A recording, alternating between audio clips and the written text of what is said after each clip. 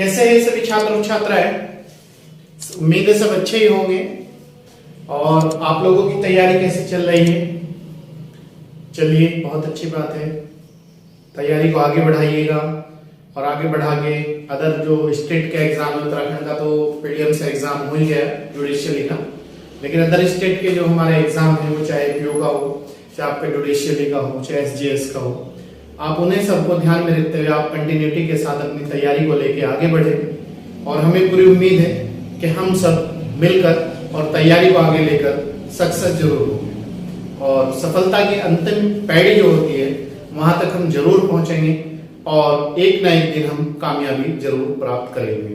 तो आइए चलिए, आज का जो हमारा टेस्ट है, टेस्ट नंबर 4, वो है आपका सिविल प्रक्रिया संहिता 1908। ठीक, टेस्ट नंबर 4 है और सिविल प्रक्रिया संहिता 1908 से टेस्ट नंबर 4 है। ठीक है, इसके बाद चलिए देखते हैं क्वेश्चन नंबर 1 है हमारे टेस्ट का। सब रेडी है बच्चे? चलिए करते हैं शुरू, स्टार्टिंग क्विज टेस्ट। आइए देखते हैं, सिविल प्रक्रिया संहिता 1908 की कौन सी धारा प्रतिस्थापन का सिद्धांत शामिल करती है? 1908 की कौन सी धारा प्रतिस्थापन का सिद्धांत अपने में शामिल करती है? ए ऑप्शन है धारा 144, धारा 148 क, धारा 151, धारा 134। बताइए, वेरी गुड, सब बच्चे बताइए। यह है हमारा आंसर, धारा 144। ठीक है, क्वेश्चन नंबर 2, सिविल प्रक्रिया संहिता 1908 हर वाद न्यायालय को या उसके द्वारा नियमित नियुक्ति किसी अधिकारी दो प्रतियों में वाद पत्र दिया जाएगा, यह उपबंधित करती है या करता है। क्वेश्चन दोबारा सुन लीजिएगा, बहुत most very very important question है।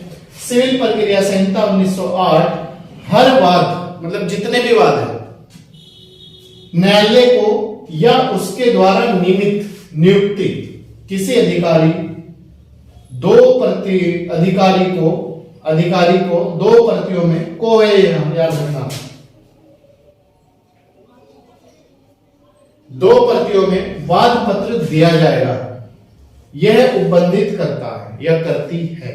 एक ही बात है। ए ऑप्शन धारा 26, धारा 20, आदेश 3 नियम 1, याद रखना आदेश 3 नियम 1, डी है आदेश 4 नियम 1 में। तो बताइए, इसका है हमारा डी आंसर, आदेश 4 नियम 1 में।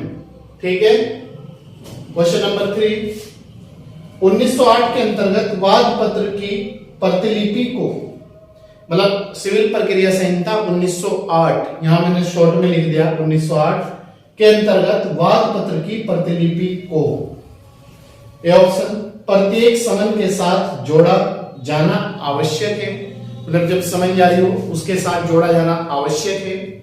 दूसरा है प्रत्येक समन के साथ जोड़ा जाना आवश्यक नहीं है, दूसरे में नहीं है और वहां जोड़ा जाना आवश्यक है।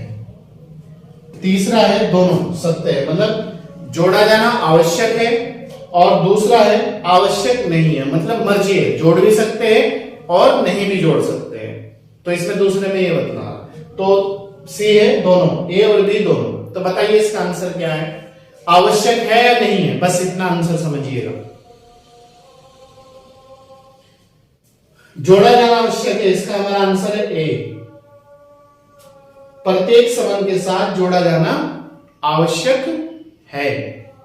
ठीक है, क्वेश्चन नंबर 4, सिविल प्रक्रिया संहिता 1908 के अंतर्गत अभिवचन को संशोधित किया जा सकता है। सिविल प्रक्रिया संहिता 1908 के अंतर्गत अभिवचन को संशोधित किया जा सकता है, मतलब चेंज, परिवर्तन किया जा सकता है। प्रथम अपीलीय न्यायालय में, बी विचारण न्यायालय के समक्ष, द्वितीय अपीलीय न्यायालय के समक्ष। बताइए, ये हमारा बी आंसर, विचारण न्यायालय के सामने, बी आंसर इसका हमारा क्वेश्चन नंबर 4 का। क्वेश्चन नंबर 5 आइए देखते हैं। सिविल प्रक्रिया संहिता अभिवचन में निहित है, मतलब सिविल प्रक्रिया जो संहिता है 1908 उसके अभिवचन में क्या निहित है? वाद पत्र या लिखित कथन, बी है वाद पत्र या प्रतिवाद, सी है केवल वाद पत्र। बताइए कौन सा निहित है, कौन सा शामिल है इसमें? वेरी गुड, इसमें हमारा वाद पत्र या लिखित कथन शामिल है, ये आंसर है हमारा इसका। सिविल प्रक्रिया संहिता अभिवचन में निहित है वाद पत्र या लिखित कथन, बाकी कोई शामिल नहीं है। ठीक है, क्वेश्चन नंबर 6, न्यायालय वाद पत्र को उस न्यायालय में प्रस्तुत किए जाने के लिए लौटा सकता है जहां वाद संसिद्ध किया जाना चाहिए था। न्यायालय वाद पत्र को उस न्यायालय में प्रस्तुत किए जाने के लिए लौटा सकता है, याद रखना, जहां वाद संस्थित मतलब जहां वाद दायर होना चाहिए था, किया जाना चाहिए था। ए मतलब कब लौटा सकता है, वो किस स्थिति में लौटा सकता है? विचारण प्रारंभ होने से पूर्व, बी वाद के किसी भी प्रकरण पर, वाद के किसी भी प्रकरण पर, सी विवादकों की विरचना से पूर्व। तो बताइए कौन सा इसका आंसर है हमारा? इसका हमारा है आंसर बी, वाद के किसी भी प्रकरण पर, मतलब वाद शुरू हो जाए नहीं हो जाए बाद में किसी भी कंडीशन पे।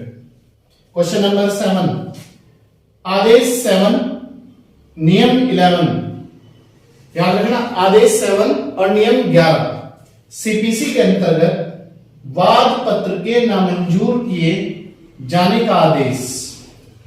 आदेश 7 नियम 11 सॉरी सीपीसी के अंतर्गत वाद पत्र के नामंजूर किए जाने का आदेश क्या?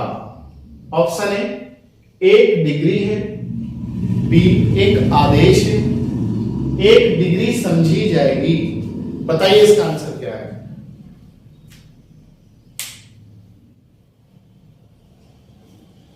इसका हमारा है आदेश 7 नियम 11 सीपीसी के अंतर्गत वाद पत्र के नामंजूर किए जाने का आदेश एक डिग्री है, ए आंसर है इसका हमारा। ठीक है, ए आंसर। क्वेश्चन नंबर 8, कोई भी न्यायालय किसी वाद पत्र को लौटा सकता है, मतलब कोई भी न्यायालय किसी भी वाद पत्र को किस कंडीशन में, कब और कैसे लौटा सकता है? किसी वाद पत्र को लौटा सकता है, ए ऑप्शन। यह मामला उसके क्षेत्राधिकार में ना हो, मतलब कब लौटा सकता है? ये ऑप्शन है, ये कह रहा कि यह मामला उसके क्षेत्राधिकार में ना हो। बी ऑप्शन ये कह रहा यह आर्थिक अधिकार से बाहर हो, ठीक। सी ऑप्शन कह रहा इसका विषय न्यायालय के अधिकार में ना हो। डी है उपरोक्त में से कोई भी कारण। बताइए इसका आंसर क्या हो सकता है? वेरी गुड,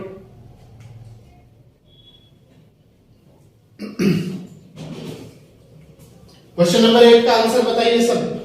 कोई भी न्यायालय किसी वाद पत्र को लौटा सकता है यदि, वो लौटा सकता है यदि यह मामला उसके क्षेत्राधिकार में ना हो, तब भी वो लौटा सकता है। आर्थिक अधिकार से बाहर हो, जहां तक उसे आर्थिक अधिकार का दंड देने का वो प्रावधान है, अगर उससे ज्यादा है तब भी लौटा सकता है। सी इसका विषय न्यायालय के अधिकार में ना हो, अगर उस न्यायालय के अधिकार क्षेत्र में उसका विषय नहीं है तब भी लौटा सकता है। तो इसमें तीनों आंसर जाएंगे उपरोक्त में से कोई भी कारण हो, तो तीनों सही है, तीनों के उसमें कंडीशन में लौटा सकता है। क्लियर? क्वेश्चन नंबर 9, 1908 के दिन कौन सा आदेश मुजरा तथा प्रति दावा से संबंधित है? कौन सा आदेश मुजरा तथा प्रति दावा से संबंधित है? 1908 का मतलब है सिविल प्रक्रिया संहिता 1908 के अधीन कौन सा आदेश मुजरा तथा प्रति दावा से संबंधित है? आदेश 6 आदेश 8, आदेश 7, आदेश 9। तो बताइए इसका आंसर क्या है? ए बी सी डी, कौन सा इसका आंसर है? इसका जो हमारा आंसर जाएगा वो जाएगा बी, आदेश 8 के तहत। इसमें आप 8 भी लिख सकते हो, आदेश 8। ठीक है। क्वेश्चन नंबर 10, 1908 का निम्न उपबंधों में से कौन सा उपबंध शपथ पत्र से संबंधित है? 1908 का मतलब सिविल प्रक्रिया संहिता 1908 का निम्न उपबंधों में से कौन सा उपबंध शपथ पत्र से संबंधित है? बताइए। आदेश 17, आदेश 19, आदेश 26, आदेश 39। 17, 26, 19, 39 बताइए। शपथ पत्र से संबंधित ये क्वेश्चन में पहले भी एक बार टेस्ट में डाल चुका आप लोगों के लिए। तो इसका जो है हमारा बी है, आदेश 19। आदेश 19 का जो संबंध है वो शपथ पत्र से संबंधित है। इसके बाद क्वेश्चन नंबर 11। क्वेश्चन नंबर 11 है हमारा, देखिएगा आप इसे लोग। सिविल प्रक्रिया संहिता 1908 के अंतर्गत निम्न प्रावधानों में किसमें वाद पत्र को वाद हेतुक न होने के कारण नामंजूर किया जा सकता है? ठीक है। क्वेश्चन एक बार फिर समझ लीजिएगा। 1908 के अंतर्गत निम्न प्रावधानों में, निम्नलिखित इनमें किसमें वाद पत्र को वाद हेतुक न होने के कारण नामंजूर किया जा सकता है? मतलब वो जो हमने वाद पत्र दायर किया वो उस वाद के अकॉर्डिंग नहीं है, तो किस स्थिति में नामंजूर किया जा सकता है? ए ऑप्शन आदेश 7 नियम 11 कै, आदेश 7 नियम 11 क, बी है आदेश 7 नियम 11 ख, सी है आदेश 7 नियम 11 ग। तो किस स्थिति में नामंजूर किया जा सकता है? ये ऑप्शन, इसका जो है हमारा ए आंसर है, आदेश 7 नियम 11 क में इस बात को कहा गया है कि इस तरह की अगर स्थिति होगी तो उसे नामंजूर किया जा सकता है। क्वेश्चन नंबर 12, दूसरे पक्ष के साक्षी के प्रति परीक्षण के लिए दस्तावेज प्रस्तुत किए जा सकते हैं। दूसरे पक्ष के मतलब दो वो होते, ए पार्टी और बी पार्टी, दूसरे पक्ष के साक्षी के प्रति परीक्षण के लिए, परीक्षण मतलब जांच के लिए दस्तावेज प्रस्तुत किए जा सकते हैं। ये ऑप्शन विवादकों के निपटारे तक किसी भी समय जब मांगी जाए, सी अभिवचनों के साथ। तो बताइए किस स्थिति में प्रस्तुत किए जा सकते हैं?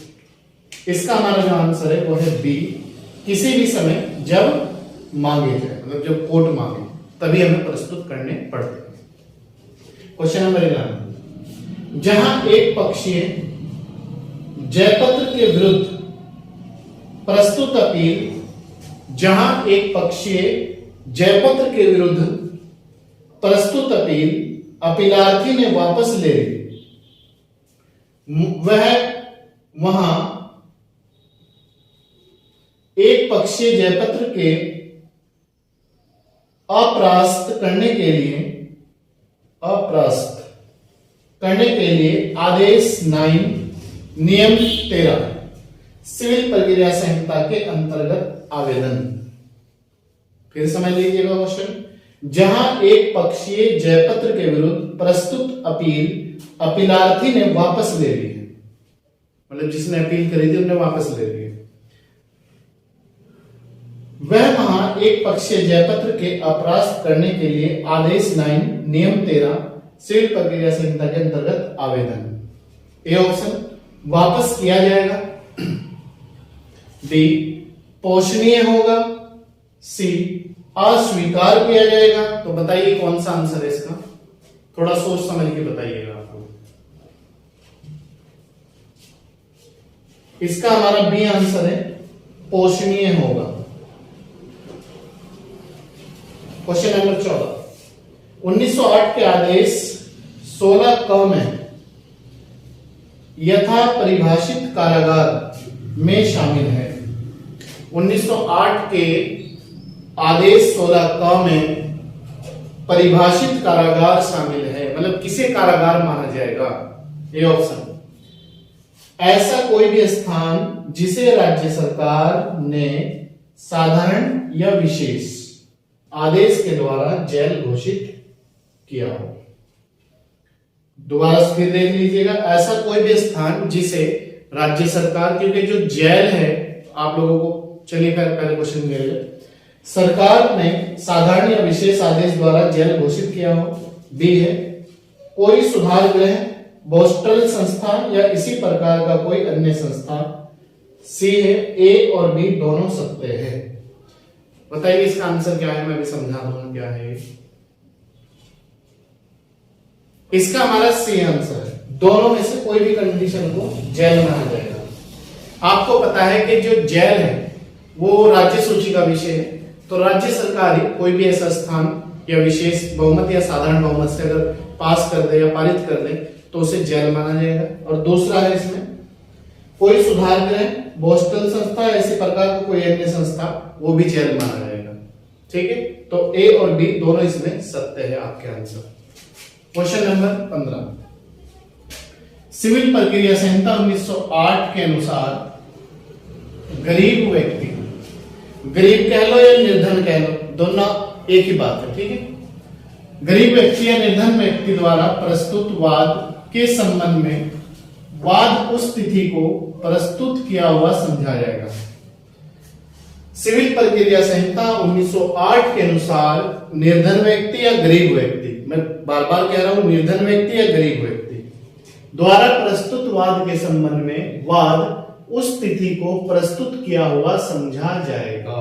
कब? ए, जब ऐसा आवेदन स्वीकार किया गया हो, जब ऐसा आवेदन स्वीकार किया गया हो। बी, जब गरीब के या निर्धन के रूप में अनुमति का आवेदन प्रस्तुत हुआ। सी, केवल प्रथम। डी, केवल दूसरा। तो बताइए पहला है या दूसरा है, केवल प्रथम है या केवल दूसरा है? इसमें हमारा डी आंसर है, केवल दूसरा। जब गरीब के रूप में अनुमति का आवेदन प्रस्तुत हुआ तब उस वाद उस तिथि को प्रस्तुत किया हुआ समझा जाएगा। क्लियर? क्वेश्चन नंबर 16, 1908 के अंतर्गत किस में निर्णय से पूर्व, याद रखना निर्णय डिसीजन से पूर्व, कुर्की का उपबंध दिया गया है? मतलब कोई भी डिसीजन हुआ नहीं और कुर्की उसकी की जा सकती है। किसमें? ए, आदेश 38 नियम 5 से 13 तक, आदेश 38 नियम 5 से 13 तक, आदेश 39 नियम 1 से 2, धारा 96 आदेश 40 नियम 1 में। बताइए किस स्थिति में निर्णय से पूर्व कुर्की का उपबंध है? बताइए। Very good. इसमें हमारा आदेश 38 नियम 5 से 13 तक। ठीक है। क्वेश्चन नंबर 17, तुच्छ विषयों, तुच्छ मतलब कुछ घिनौनी चीजें, हरकतें, तुच्छ विषयों या बातों से संबंधित न्यायालय को समाप्त करने का अधिकार किसके पास है? मतलब अगर तुच्छ विषय से संबंधित कोई समस्या आती है तो उसे न्यायालय को या समाप्त करने का अधिकार किसके पास है? उच्च न्यायालय को, राज्य सरकार को, संबंधित जिला न्यायालय को। किसके पास है उसे समाप्त करने का? इसका आंसर है हमारा बी, उसे समाप्त करने का अधिकार है राज्य सरकार। क्वेश्चन नंबर 18, तुच्छ विषयों से संबंधित न्यायालयों द्वारा दी गई डिग्री अथवा आदेशों पर डॉट डॉट द्वारा पुनर्विचार किया जा सकता है। डिग्री और आदेशों पर पुनर्विचार कौन कर सकता है? ये ऑप्शन, जिला न्यायालय, उच्च न्यायालय, ए और बी दोनों। मतलब जिला न्यायालय भी कर सकता है और उच्च न्यायालय मतलब हाई कोर्ट भी कर सकता है। तो बताइए इसका आंसर हमारा क्या है? इसमें जो हमारा आंसर है वो है बी, उच्च न्यायालय। उच्च न्यायालय दी गई डिग्री और आदेश पर पुनर्विचार कर सकता है, बाकी कोई नहीं कर सकता। क्वेश्चन नंबर 19, सिविल प्रक्रिया संहिता संशोधन अधिनियम 2002 प्रवर्त हुआ, प्रवर्त मतलब लागू हुआ। ए ऑप्शन 1 जुलाई 2002, 1 मई 2002, सी 1 जून 2002। बताइए, सिविल प्रक्रिया संहिता संशोधन अधिनियम 2002 कब लागू हुआ? ये लागू हुआ था हमारा, इसका ए आंसर है 1 जुलाई 2002 को। ठीक है, यहां तक कोई दिक्कत? Very good. क्वेश्चन नंबर 20 है और आज के टेस्ट का लास्ट क्वेश्चन है हमारा। 1908 सिविल प्रक्रिया संहिता 1908 के अधीन विदेशी न्यायालय का उल्लेख है, मतलब विदेशी न्यायालय का उल्लेख किस धारा में है? ए धारा 2(4) में, धारा 2(5) में, धारा 2(6) में। बताइए विदेशी न्यायालय का उल्लेख किस धारा में? यह है आपका इसका बी आंसर, धारा 2(5) में। क्लियर है? यहां तक कोई दिक्कत? तो ये था आज का हमारा टेस्ट। मुझे उम्मीद है कि सभी को पूर्ण रूप से समझ में आ गया होगा, और कोई भी अगर आपकी इसके बाद भी कोई समस्या रहती है टेस्ट से समझ, आप इसे 2 से 3 बार सॉल्व करें। आप चाहे क्यू का एग्जाम दे रहे हो या सिविल जज का एग्जाम दे रहे हो या एसजीएस का एग्जाम दे रहे हो, XYZ जो हमारी विधि से संबंधित एग्जाम है, उन सब में most very very important test है और आपको एक एग्जाम में हीरा साबित होने वाला टेस्ट है आपके लिए। तो ये था आज का हमारा टेस्ट 20 नंबर का। आज शनिवार है, आज शनिवार को हम प्रत्येक शनिवार को आपको ये टेस्ट उपलब्ध करा रहे हैं, कंटिन्यूटी के साथ आपको टेस्ट उपलब्ध करा रहे हैं, ताकि आप लोग शनिवार का इंतजार रखें हर बार, और हम आप लोगों के लिए वो टेस्ट लेकर आते हैं जो अति महत्वपूर्ण टेस्ट है और बेहतरीन क्वेश्चन है। उसमें कोई भी एग्जाम के लिए अति महत्वपूर्ण टेस्ट है। तो चलिए, मैं आपका अपना टीचर गुरसेवक गौड़। अगर आप हमारे YouTube चैनल पर नए हैं तो सब्सक्राइब कर लीजिएगा, ताकि आपको प्रत्येक शनिवार टेस्ट उपलब्ध हो सके। और अगर पुराने हैं तो आप कंटिन्यूटी के साथ जुड़े रहिएगा, और लोगों का भी और ग्रुप में भी टेस्ट को शेयर करने का प्रयास कीजिएगा, ताकि और लोग भी इससे जुड़ सके और हमारी क्लास का फायदा उठा सके। चलिए, मिलते हैं आपसे नेक्स्ट शनिवार। तब तक आप इसे बहुत अच्छी तरीके से पढ़ें। इससे पहले आपके 3 टेस्ट हो चुके हैं, वो आपके प्लेलिस्ट में पड़े हैं, आप वहां से जाके उसे सॉल्व कर लें। चलिए, थैंक यू।